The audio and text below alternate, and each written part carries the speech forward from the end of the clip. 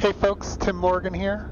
I'm a real-life SF50 Vision Jet pilot, and I'm here to show you how to pre-flight the SF50 in Flight Sim 2024, just like we do in real life, since we have the new pre-flight mode. Now, if you want to just skip directly to the pre-flight, use the chapter markers and go right on to the actual start of the pre-flight. But if you're interested, I'm going to start with a little bit of an introduction. So here's my Vision Jet. It's parked at the Cirrus Delivery Center in Knoxville, Tennessee, Tyson McGee Airport. And normally they'd have the red carpet out for us as well, but in this case it still looks beautiful, parked here at the delivery hangar.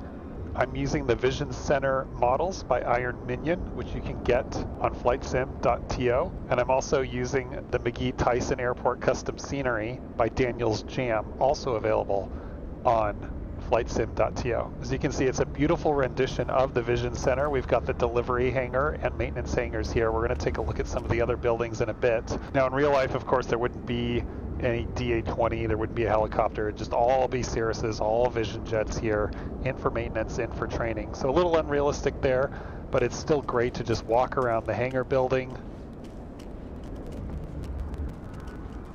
And if we go to the other side, you can see the Cirrus Training Center here. Obviously it says Training Center in real life. This is where the full motion flight sim is and where all the training is done. But we're going to head back to the delivery hangar now, and we're going to start our pre-flight. Now, of course, the checklist that you get in Flight Sim 2024 is very simplified and is not representative of the real checklist we use when pre-flighting the Vision Jet. And obviously no one's going to do a full pre-flight of the Vision Jet in Flight Sim 2024. I'm not going to, you're not going to, but we'll walk through it today just as a way to learn more about the aircraft and also to satiate your curiosity if you're interested in what a full pre-flight of the Vision Jet entails. Let's also talk about when to pre-flight. Now, everyone agrees you should at least do a full pre-flight on the first flight of the day. And some pilots say you should do a full pre-flight before every flight, and I would never fault a pilot for saying that. Obviously, more safety is better. My philosophy is I do a full pre-flight, first flight of the day, and anytime I'm away from the aircraft for an extended period of time. If I'm just doing a very quick turn and I'm not away from the aircraft for more than, say, 30 minutes, I don't leave the airport, I will skip the full pre-flight and I'll do an abbreviated pre-flight. And in an abbreviated pre-flight, we just check the critical items. First of all, when you're away from the airport, you never know if somebody drove a fuel truck into a wing or something like that. So I would quickly walk around the airplane and survey all the surfaces and just make sure there's no new dents or anything else that would surprise me. Then I'd come over here to the engine and I'd check the oil, which we'll talk about in a bit. And those are the critical items. I'd also make sure all the pins and covers are removed. And that satisfies me for an abbreviated pre-flight. But like I said, first flight of the day, anytime you're away from the aircraft for an extended period, or anytime you feel it's necessary or prudent, I would do a full pre-flight according to the manufacturer's checklist, which we're going to do now. All right, so even though we're starting outside, our pre-flight actually starts inside, so we're going to open the door. And this is realistic. This is what it looks like when you open the door, except that handle goes back a little further. Stairs come out nicely, and we're going to start inside with our pre-flight items. Okay, first off, gust lock removed, so that would be attached to the stick here. It's not here. Then we go back to the cabin door. So we're going to open the door once more just so we can inspect the cabin door. So we would verify the condition of these hinges here, the nuts here, hinge and nuts here, the condition of these cables here and here, as well as where they meet. We would come up to the top here and verify the condition of this wire here, make sure it's still attached, as well as the hinges here. And the door flag lights here, which should all be red here, and then down there on the door, which you saw earlier. We would also verify the condition of the door seal, which is the rubber strip along the door here, and just verify that there's no cracking or holes. Then we go to the egress window on the other side. We'd remove the pin. We'd verify that the handle here is flush, and we'd look along the edge of the door to make sure it's properly seated. Now, the egress door is not something you want to accidentally or purposefully remove just for demonstration reasons. You really only want to remove it if you actually want to use it. It's because the pins, which are along the top here, which ensure that the egress door is aligned, those are impossible to get straight. You really have to take the plane into the shop and have maintenance reinstall the egress door in order to get those pins exactly straight. So that's not something you want to do. So we never just open the egress door for practice. If you do open the egress door, this whole thing comes out as one piece. and you would either discard it into the cabin here, or if you can, you kind of turn it diagonally and throw it out the hole so people can exit through the egress door. Next up, we want to verify that the seats are all locked. So the two pilot seats, those need to be secured, so you would push them back and forth and verify that the pins are in a hole in this track. The passenger seats are all removable, so you can see these handles here with the little release button at the top. You would verify those handles are closed and the release button is popped out. That means the seat is locked. If you wanted to remove these seats, and all the seats except the front two are removable, if you wanted to remove these seats, you just push in on the button, pull out the handle, and that would free the front of the seat, and then you could slide the seat forward to get the back out, and then you would just haul the seat off through the door. You have to verify the latch pins for the child seats. Those get installed here. There's no child seats installed, and you can see also where the pins get secured in the floor here in the back because we're in the executive configuration. But if we had child seats, you would just verify that the latch pins are installed here. Next, we verify that the console is also secured by pushing on it and making sure it's latched into place. Next, we verify that the passenger oxygen masks are stowed. That's these four panels here. If you take off the cover, that reveals an oxygen mask that you can use in the event of a depressurization.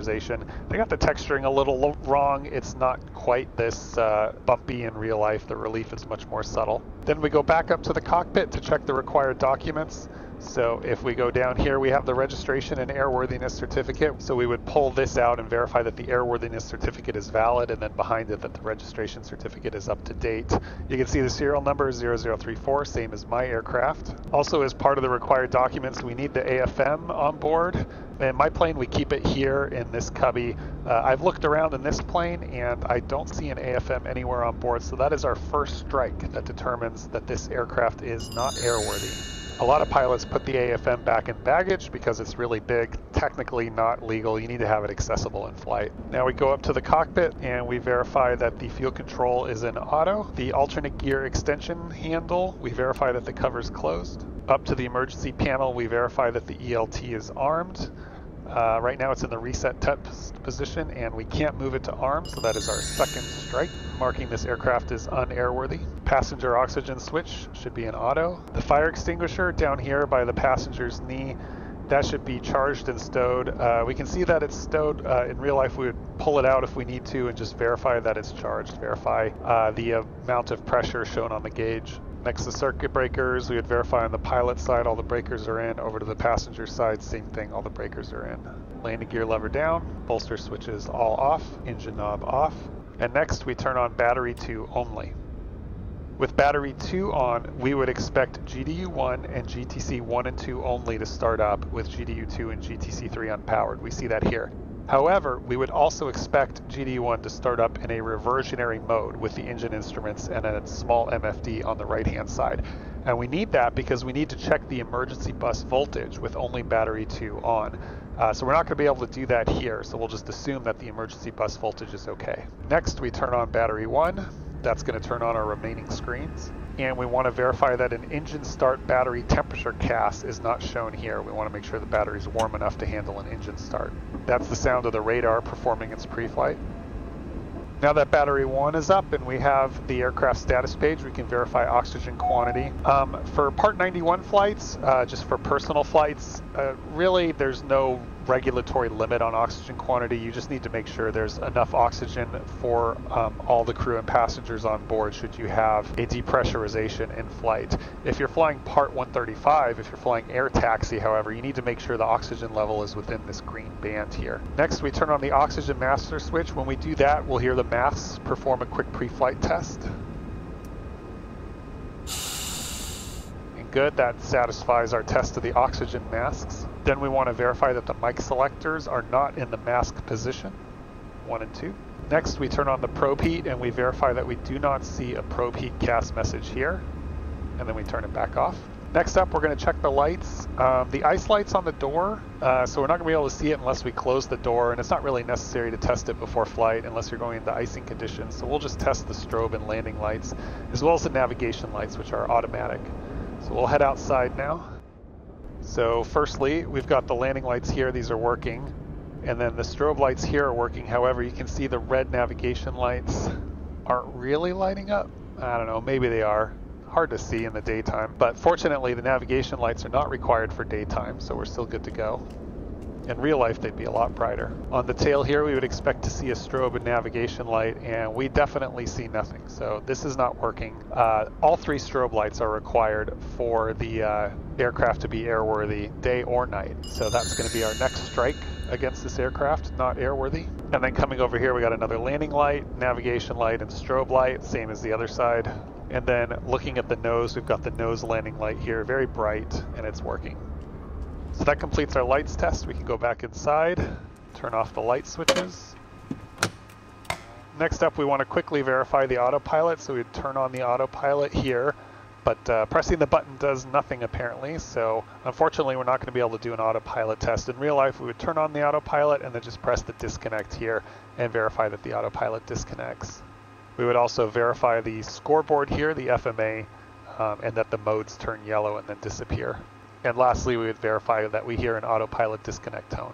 Lastly, we're going to verify the fuel control switch, so we would switch it to left. We would expect to see left man here, we do. Then we go over to the right, verify we see right man for right manual, and then back to auto, and verify we just see left or right. With that done, we're done with the pre-flight checks of the avionics, so we can turn off the battery 2 and battery 1 switches. We'll leave master oxygen on because it uses up a little bit of oxygen every time it does a pre-flight test, and we don't need to do a pre-flight test every single time we power on the aircraft. That being said, leaving the oxygen switch on like that also leaves the valve open, which causes oxygen to leak out slowly over time.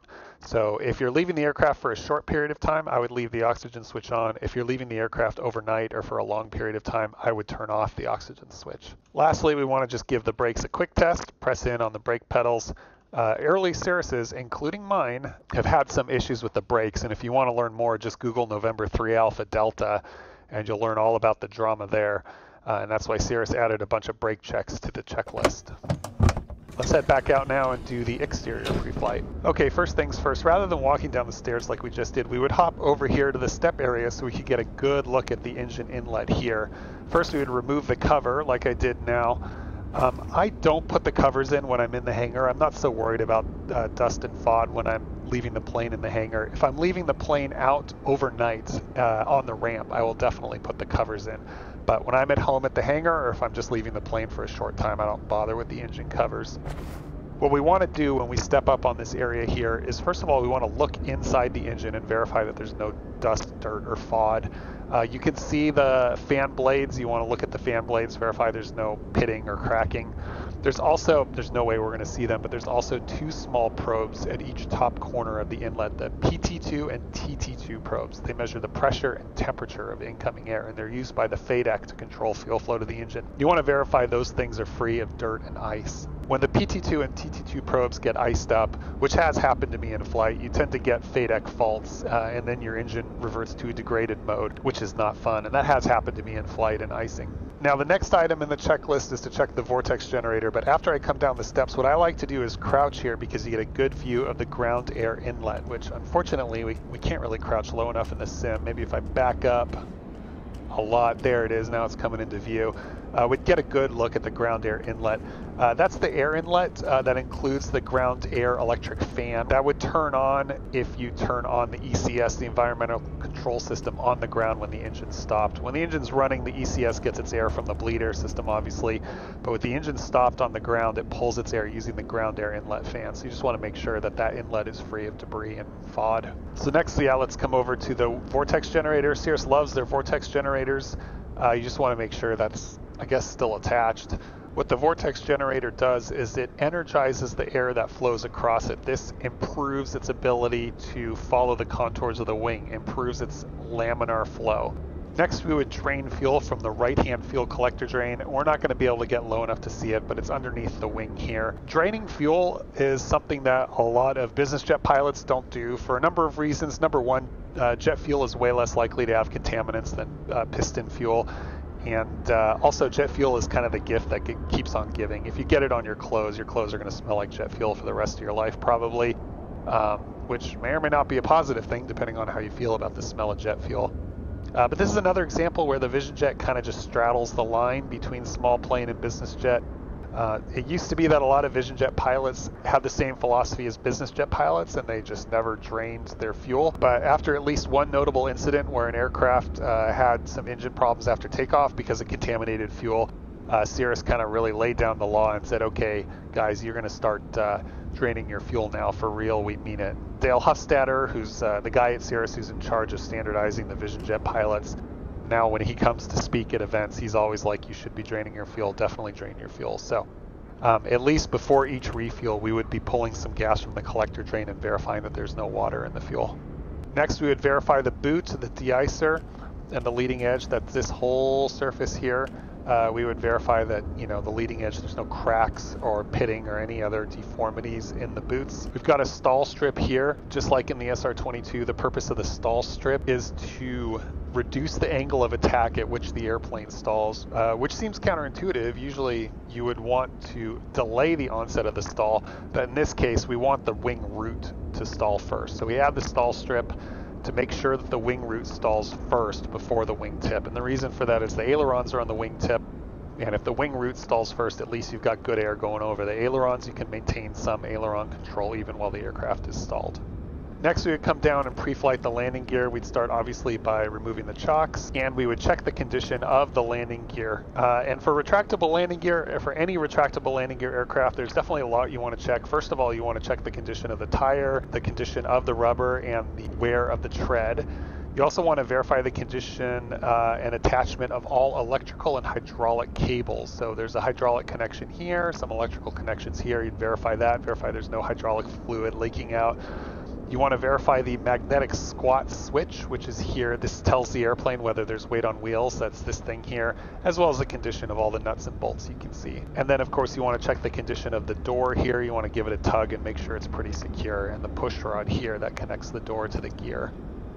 Another thing you want to do in real life that we're not going to be able to do here is you really want to just get on the ground and get up underneath the landing gear here, because there's this whole wheel well here, and you want to make sure there's nothing in the wheel well that would obstruct the gear from coming up, and you would see all the electrical and hydraulic connections as well as the actuating piston for the landing gear. You want to verify that all of that looks good, no connections are loose. It's all very important stuff because you really want your gear to come up, or more importantly, come down. But we're not going to be able to do that here, so we'll do what we can and then we'll move on. Moving further on, underneath here, I don't think we're going to be able to get a good view of it, but there's another fuel tank drain that we would sump and verify there's no water in the gas. And then we would come up to the fuel cap here.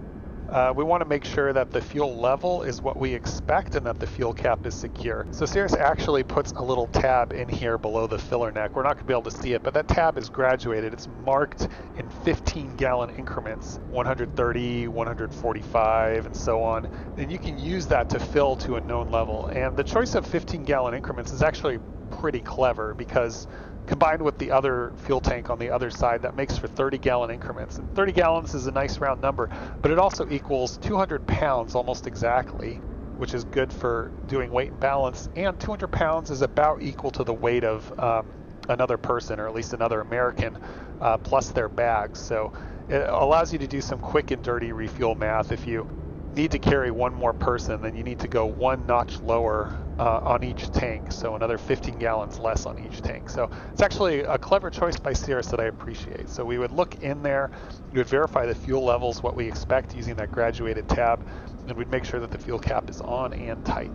Next, we'd move on to the wingtip. We want to verify the condition of the lights, and we want to remove the cover from the pitot probe.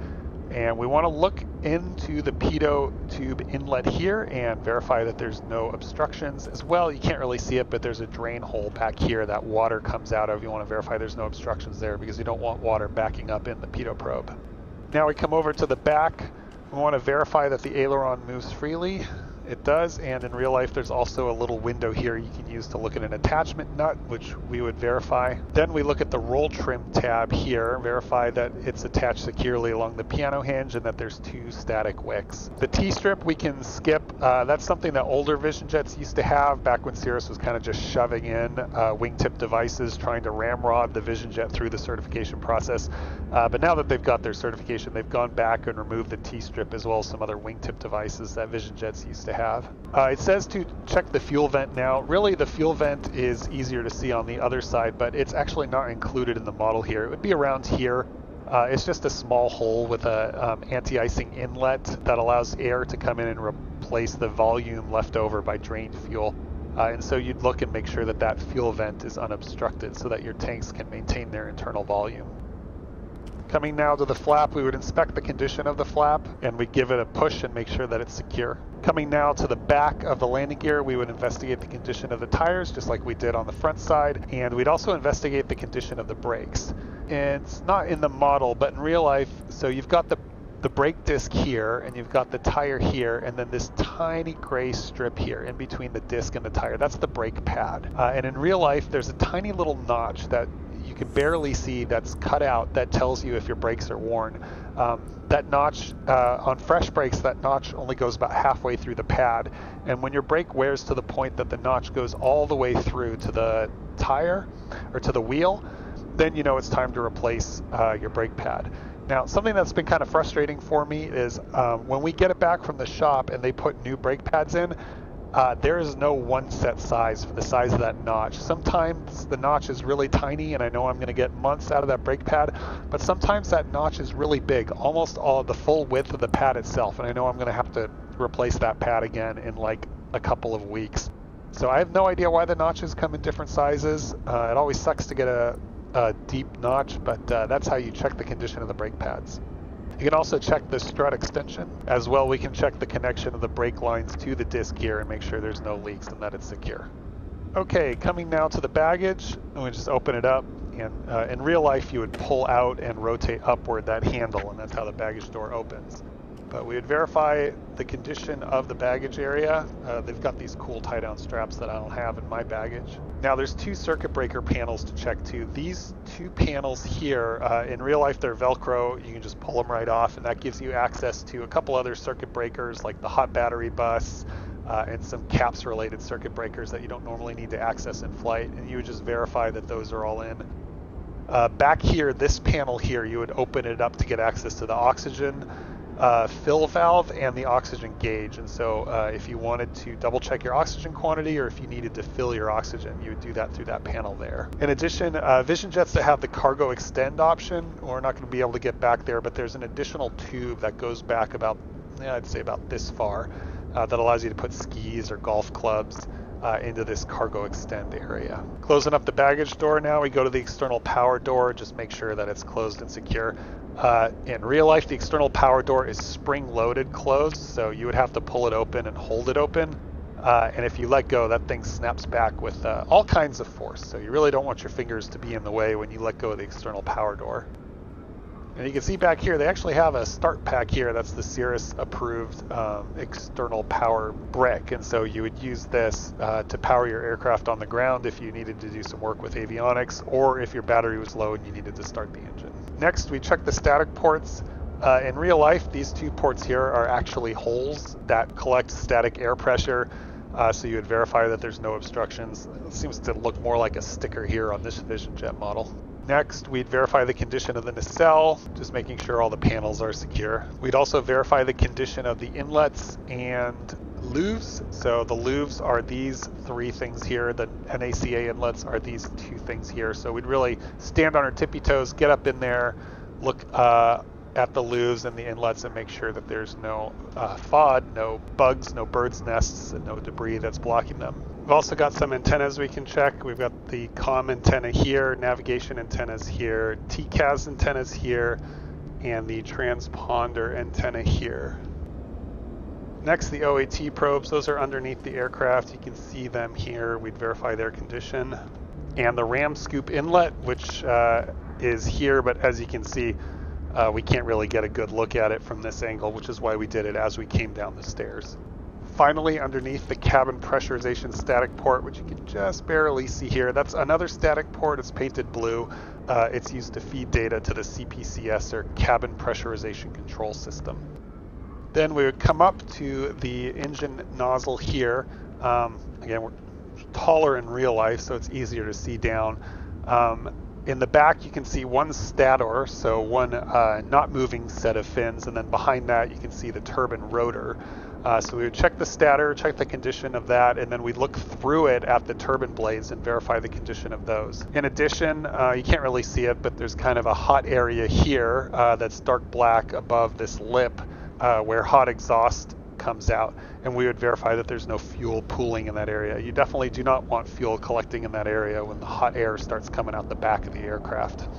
Coming out of the stabilizers, just like with the wings, we want to verify the condition of the boots, look for cracking, deformation, and then we come over to the rudder servos. So we got a couple windows where we can look at nuts and push rods. We'd verify the condition of those.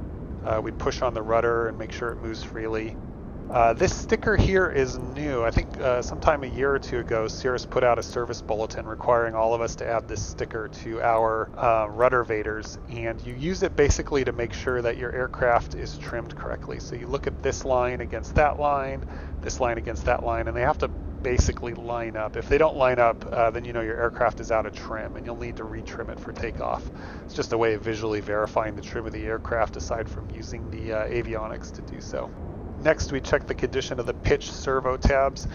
These are servo tabs, which means they should move opposite the direction that the rudder moves. So as you move the rudder up, the servo tab should come down. As you move the rudder down, the servo tab should come up. And if you think about the way the air operates, it's kind of like a poor man's hydraulic system. It gives the rudders a bit more boost, a bit more effectivity, because like the name says, it acts as kind of a servo to drive the rudder using air pressure. It looks like, however, these servo tabs are locked into position, which means this aircraft is, once again, unairworthy. Next, we go to the yaw SAS, or Stability Augmentation System. That's these ventral fins here. The SAS is a computer-controlled system that improves the yaw stability of the Vision Jet. Anybody who's flown a V-tail Bonanza or any other V-tail aircraft knows that while V-tails certainly look cool, they suffer from yaw stability problems, especially at low speeds. The nose tends to wander left and right because they have neutral to negative stability. So to fix that problem, Cirrus introduced these computer-controlled SAS fins, which help keep the nose centered at low speed. These move opposite each other in real life. You can't grab onto them here, but we just grab onto them, make sure they move correctly and the attachments are good. Next, we check the static wicks. We should have 1 on each SAS fin and 2 on each rudder vader. And then we check for the condition of the tail light, which, as mentioned before, is not working here. Coming now to the right fuselage, same thing as on the left side. We check the condition of the luves and of the NACA inlets, 3 of them on this side, make sure that there's no obstructions or FOD. Then we check the oil level, so we would open up this oil door. You would be able to see the oil level in this sight gauge here. Now there are 4 nuts, you can only see 2 of them, but 1, 2, 3, 4 nuts along the left side. You want to make sure that the oil is between the 2nd and 3rd nut. That's a little different. There are actually markings for full and empty. The full marking is just below the top nut and the empty marking is below the 2nd nut. But what you really want to do is make sure that the oil's between the 2nd and 3rd nut, because if you actually fill the oil too full, it's going to heat up and it's going to overflow and it's going to make a mess on the side of your aircraft. Ask me how I know that.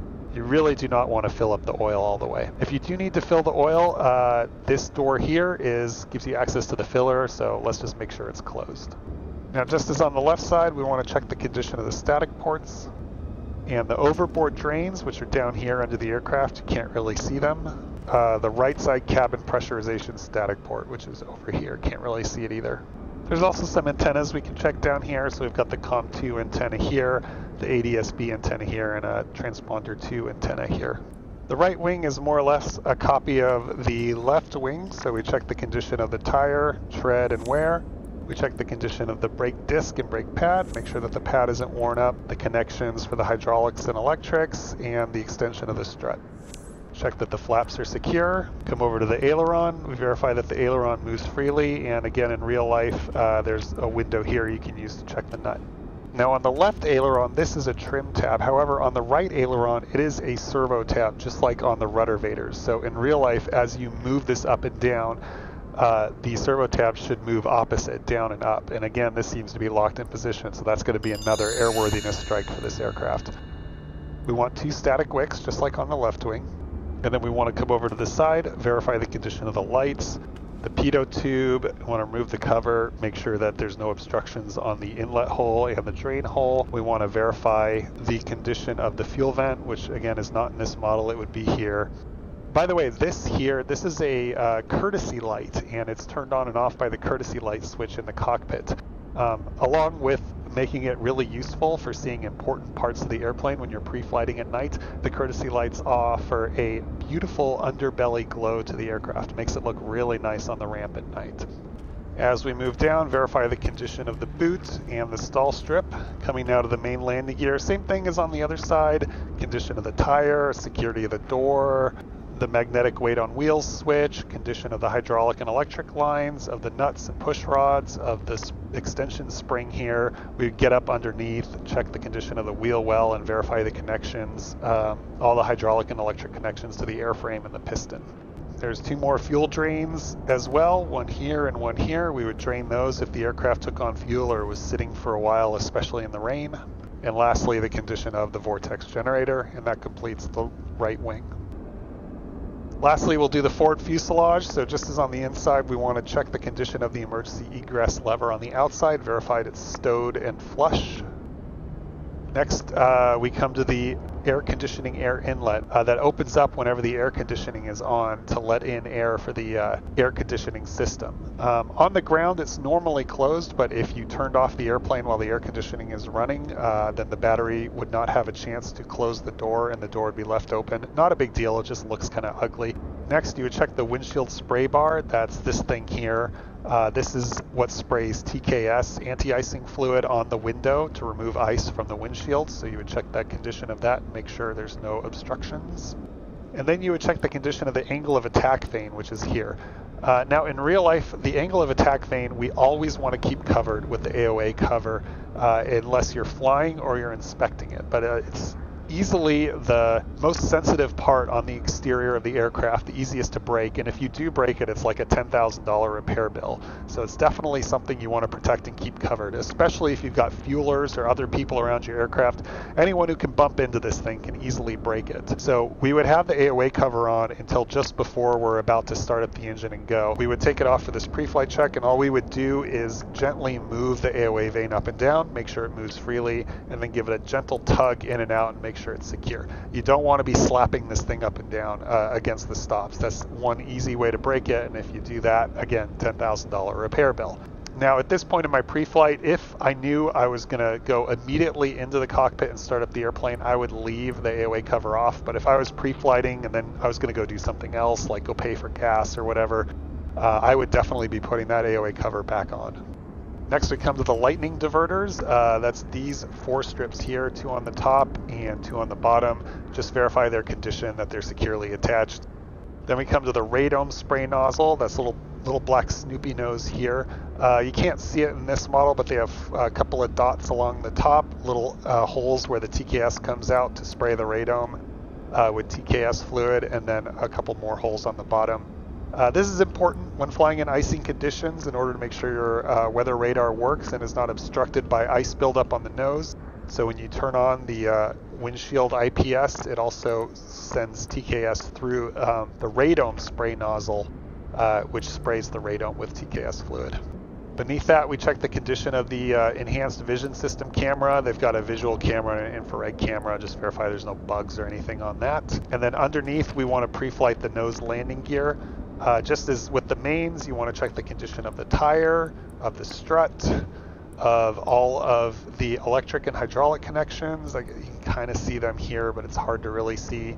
The condition and security of the doors and the push rods for the doors, all the nuts and the springs. In real life, we'd really be getting up underneath, looking inside the wheel well and checking all the connections, checking the piston, which you can actually see the piston here, verifying that the hydraulic lines are securely connected to the piston, that all the electrical connections are secure, and all of that. One more thing, it's not on the checklist, but you want to verify the condition of the caps door. That's this door here. It opens up when you pull the handle. The parachute is stored underneath this area too. You want to verify that this door is closed for obvious reasons. And with that, we are done with our pre-flight. I personally don't think that the Flight Sim 2024 Vision Jet is yet in a state where it makes sense for me to do a new video about it. You can watch my old video about the FlightFX Flight Sim 2020 Vision Jet if you want to learn more about how to fly this thing like real type-rated pilots do. But for now, I hope you enjoyed learning something about the pre-flight process and about the aircraft as well. If you have any questions about the aircraft or about various pre-flight steps, let me know. Again, I'm not expecting anyone to really actually pre-flight the aircraft like this in Flight Sim 2024. This is just for your education and for your curiosity. Now let's go get our tug, let's attach it to the airplane, and let's get this plane out of the delivery hangar so we can go flying and take it home.